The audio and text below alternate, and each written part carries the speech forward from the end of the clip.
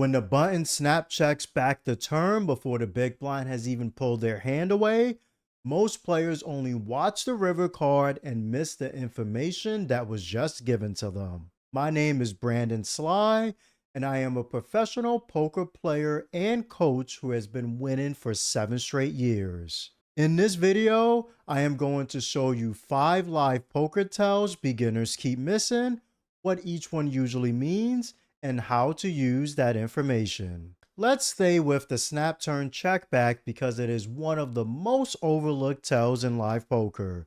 Let's say the button raises pre-flop and the big blind calls. The button continuation bets the flop, the big blind puts in the call, and we go to the turn. The big blind checks again, and before their hand is even back in front of their chips, the button taps the table and checks back. This snap turn check back is a massive tell.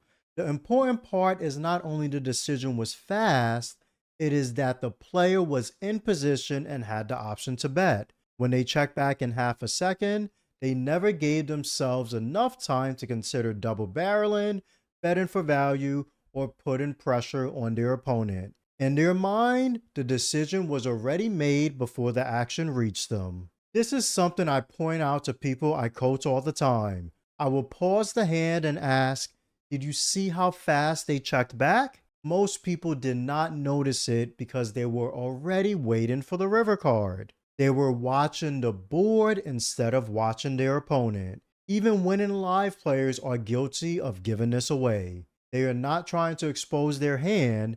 They want to keep the game moving, so they tap the table right away with the hands they already plan to check. If the turn brought a card where top pair, 2-pair, sets, or strong draws would at least think about betting, the snap check back tells you those hands are less likely. It does not mean your opponent has nothing.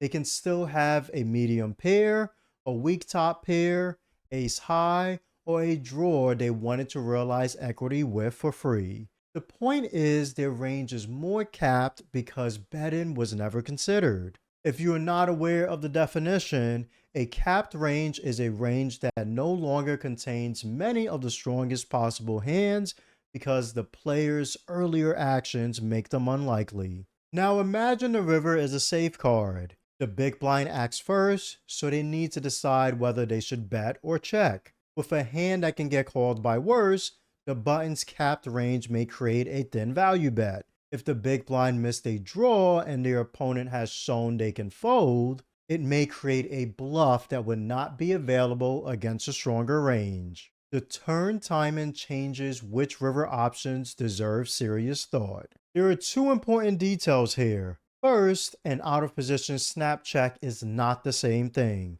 If the big blind checks quickly to the pre-flop raiser or aggressor, this can be completely normal because the big blind knows the button is supposed to act after them. They did not give up an option in the same way an in-position player did when they checked back immediately. Second, a snap river check back is not as meaningful as the turn. By the river, a player with showdown value may already know they are not betting. There are no more cards coming and there is no future street to plan. On the turn, they still have another betting decision ahead of them, which is why skipping the thought process gives away more information. Now, compare the snap check back to a fast call. You bet the flop and your opponent calls almost before your chips stop moving. What did they fail to consider?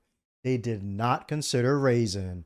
A player with a very strong hand will usually take at least a moment to think about whether they should call, raise now, or wait until a later street. When the chips go in as an immediate call, their range is usually weak or medium strength compared to the hands they would raise. This does not mean a fast caller always has bottom pair or a terrible draw. They can have top pair, a good draw, or even have a strong hand they decided to slow play. The strongest hands in their range that would commonly raise become less likely because raising never entered their thought process. This becomes very important when the turn is a good card for your range. A lot of players continuation bet the flop, get snap called, and then become scared because the call happened so quickly. They tell themselves, my opponent called fast, so they must love their hand.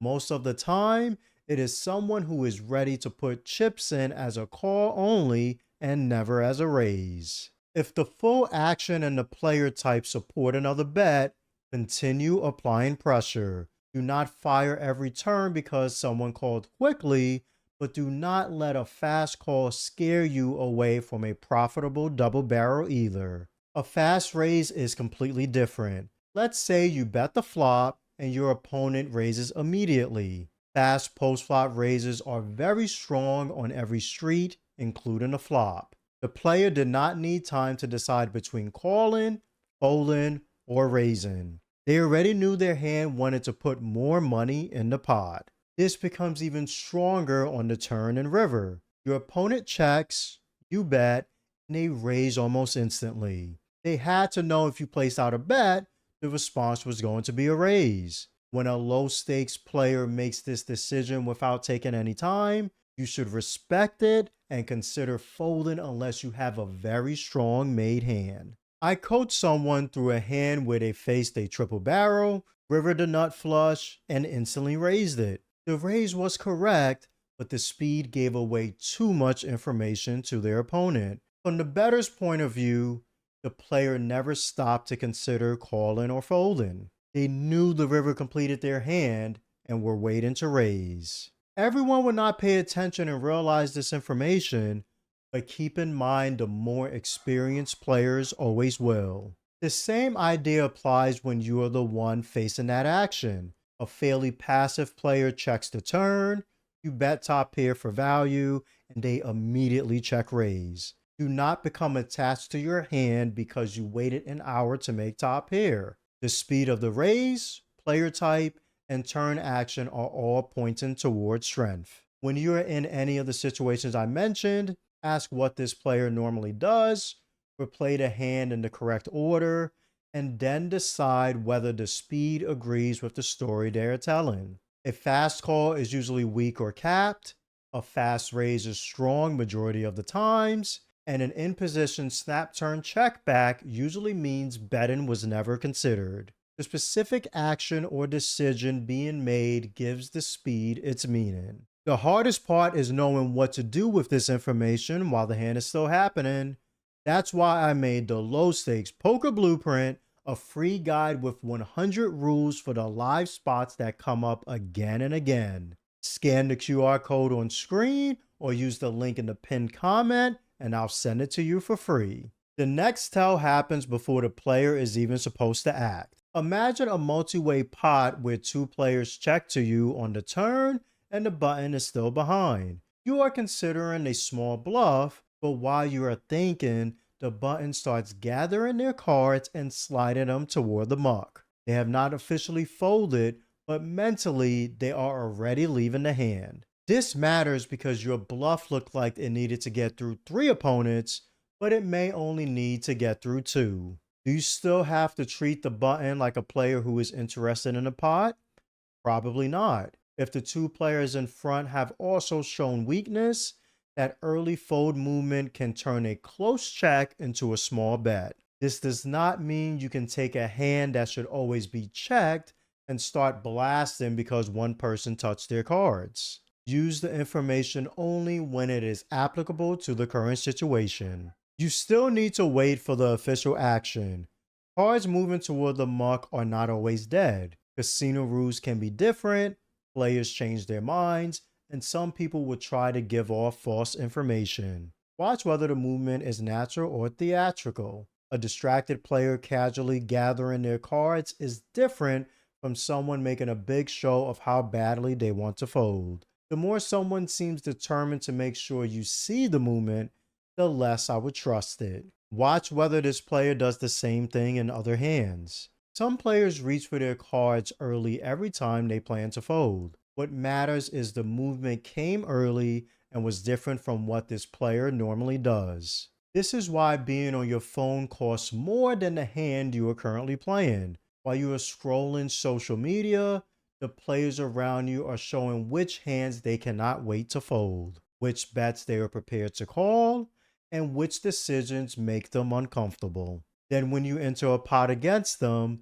you have none of that information available. The third tell is a very important one, which is a sudden change in bet size. Let's say you are playing 2-5 and one player has opened to $15 every time the action folds to them. They have used the same size from the same positions for the last 2 hours. Now it folds to them again. There's no straddle, the stacks are similar, and they suddenly make it $30. Something changed, right? Do not automatically give them the same range you assigned to all of their $15 opens. First, figure out why the size changed. Before using a read, make sure you are comparing the same type of spot. Did two players limp? Is there a straddle? Did the effective stack change? Are they in a different position?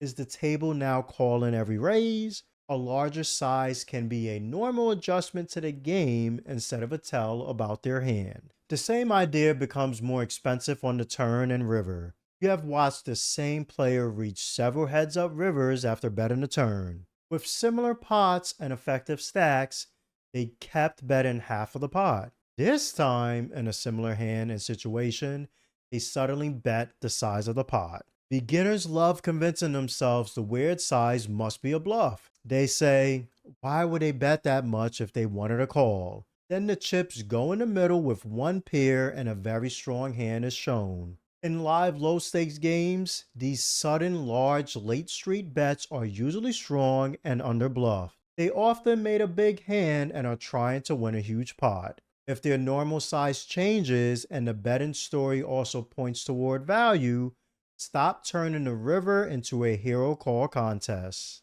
The change is not always limited to the number of dollars. Sometimes the biggest change is the amount of aggression the player suddenly shows. You have been sitting with someone for 3 or 4 hours. They have called bets, folded hands, and maybe made a couple of normal continuation bets, but you have not seen them check raise one time. Now you bet the turn and they check raise you. That action deserves your attention. Let's say you raise ace king from hijack position and the small blind calls. The flop comes king 8-4 rainbow. They check, you bet, and they call. The turn is a 10 that does not complete a draw. They check again.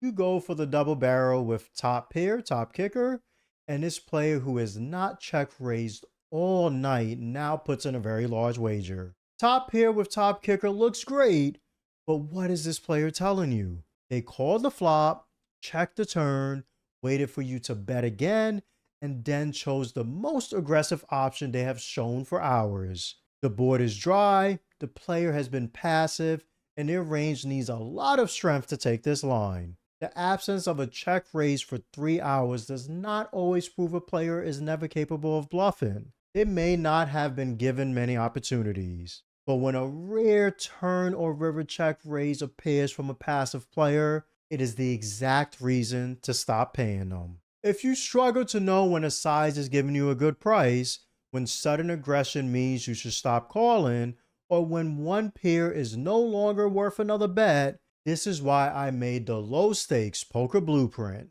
Scan the QR code to receive the 100 rules for the live spots that come up again and again. You can also click the link in the pinned comment and I will send it to you for free. This next tell starts with the person who has been talking for the entire session. Let's say you call their pre-flop raise with king 10 offsuit and the big blind against a button open. The flop comes king 8-4 rainbow. You check, they bet, and you call with top pair. The turn is a 6 of clubs bringing in the backdoor flush draw. You check again and they continue betting. You call and the river is a deuce of clubs and they fire a large third bet after you check. This player has told stories, joked with the dealer, and commented on almost every hand. After making this river bet, everything changes. They become quiet and stop looking for conversation. While you are deciding with one pair, it feels like they no longer wanted to say one word. That sudden verbal shift usually means strength. The silence matters because it is different from their normal behavior. A quiet player staying quiet tells you very little. A player who has talked for hours and suddenly shuts down after putting a lot of money into the pot is giving you a real change to compare. They made the bet they wanted to make, and now they do not want to interfere with your call. Notice there is no attempt to create more action with their words. They are willing to let you sit there, think, and hopefully put in the chips. This is another spot where players talk themselves into paying the bet off. They look at the silent opponent and think, they look nervous, maybe they are bluffing. But if the size is large, the line is strong, and the most talkative player at the table suddenly has nothing to say, all of the information is moving in the same direction. There's another version of this tell that has nothing to do with words. It is watching how comfortable the player becomes after they bet. You are facing a difficult river decision, and the bettor calmly reaches for their drink, takes a normal sip, puts it back down, and continues waiting. Maybe they keep eating their food without rushing, freezing, or watching every movement you make. Your body is moving naturally because they are comfortable with the situation. Most of the time, this level of comfort means they are very strong. When people bluff in a large pot, they care a lot about what you are going to do. Their heart rate is up, decision feels heavy, and they are waiting for the hand to end. It is harder for them to continue eating or drinking with the same smooth movements they had before the bet. Do not confuse natural comfort with someone sitting completely frozen. I am talking about a player continuing a normal routine without stiffness. If they suddenly grab a drink in an exaggerated way and keep checking whether you notice, that can be an act. A comfortable player usually keeps doing what they were doing without trying to sell it to you. Spotting these changes is helpful, but the important part is knowing what decision to make once you see them. That's why I made the Low Stakes Poker Blueprint a free guide with 100 rules I have used to win for 7 straight years. Scan the QR code on screen or use the link in the pinned comment to receive it for free. This tell happens when the board changes and your opponent looks back at their cards. Let's say the flop has 2 spades. The turn brings the 3rd spade and your opponent immediately checks their whole cards again. What are they doing? They are verifying their suit. Sometimes they want to know if they completed a flush, and other times they are checking whether they have 1 spade that can still matter. The second look does not tell you what they found, but it tells you which information they needed. This becomes even more common when the 4th card of a suit arrives. A lot of live players remember they have ace king, queen jack, or pocket tens, but they do not always remember the exact suits. Once the board has 4 spades, they look back because 1 spade can be the difference between having a flush and not having one. Keep in mind this is a similar action players take when they are checking to see if they have the straight when there are 4 cards connected on the board, such as 6, 7, 8, 9. Spotting tells will save you money, but it is only one part of becoming a consistent winner. I spent 7 years learning 25 brutal poker lessons, and some of the most expensive ones have nothing to do with the cards. Click this video on screen so you can learn them now instead of paying for them at the table for years.